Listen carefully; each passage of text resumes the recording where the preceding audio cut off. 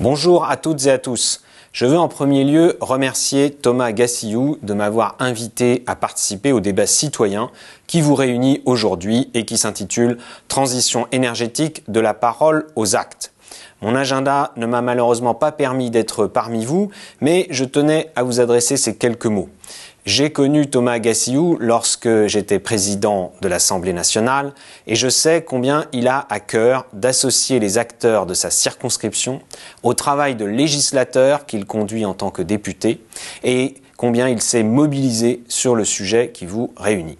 Et je veux également saluer l'ensemble des participants, notamment le sénateur Patrick Chaize, le président de la commission de régulation de l'énergie, Jean-François Carinco, et les représentants de l'association Négawatt.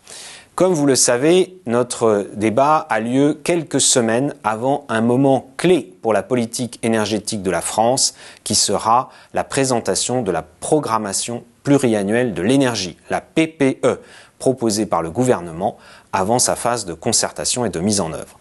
Je souhaite que notre politique énergétique repose sur quelques grandes priorités. Tout d'abord, bien sûr, la priorité au climat. Baisser nos émissions de gaz à effet de serre en limitant la consommation d'énergie fossile. Fermeture des centrales à charbon, développement du véhicule électrique, limitation du fioul dans le chauffage pour le logement. La baisse de notre consommation. Et c'est la deuxième priorité. En rénovant massivement les bâtiments, que ce soit les bâtiments publics ou privés, de bureaux ou bien sûr les logements, en mettant l'accent sur l'efficacité énergétique. Le développement massif des énergies renouvelables est le troisième pilier de cette PPE. Au sol, bien sûr, avec l'éolien terrestre ou le solaire, en mer, avec l'éolien offshore qui va enfin démarrer, mais aussi la méthanisation pour la production de biogaz renouvelable, et c'est particulièrement vrai dans les territoires ruraux, tout comme l'exploitation intelligente et durable de notre ressource forestière.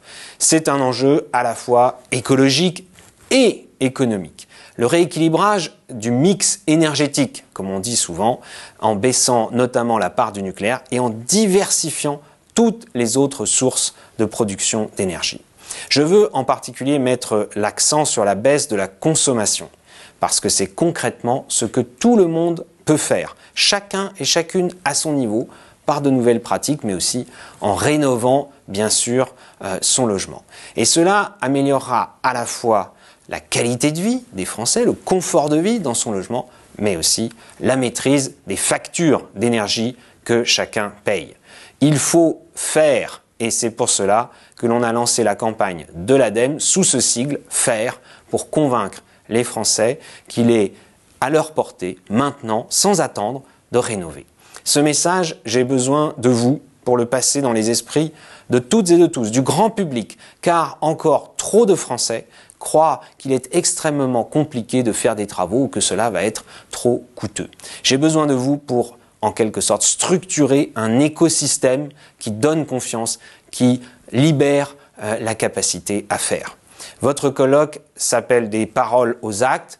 Il faut en effet s'y mettre si on veut rénover 500 000 logements considérés comme des passoires énergétiques, 500 000 passoires énergétiques par an. Tel est notre objectif de rénovation énergétique.